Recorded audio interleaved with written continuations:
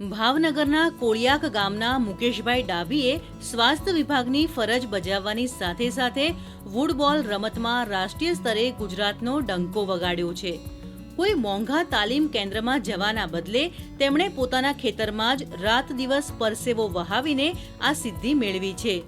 મારો ગોલ છે કે હું ઇન્ટરનેશનલ માટે ક્વોલિફાય છું જ તે ગયા વર્ષે પણ ક્વોલિફાય હતો જ તે, પરંતુ આ વખતે હું મારું ક્વોલિફાય છે અને હું એશિયન ગેમમાં રમવા જઈશ એ મારી ખાતરી છે।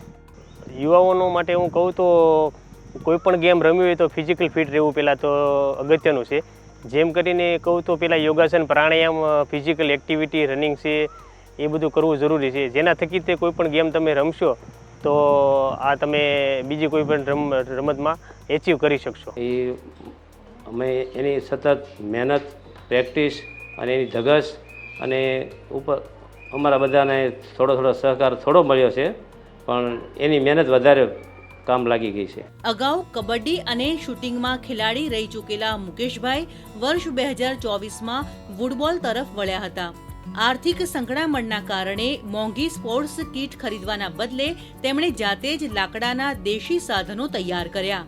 યોગ, પ્રાણાયામ અને નિયમિત દોડને ફિટનેસનો મંત્ર માનતા મુકેશભાઈનું હવે પછીનું લક્ષ્ય એશિયન ગેમ્સમાં દેશનું પ્રતિનિધિત્વ કરવાનું છે।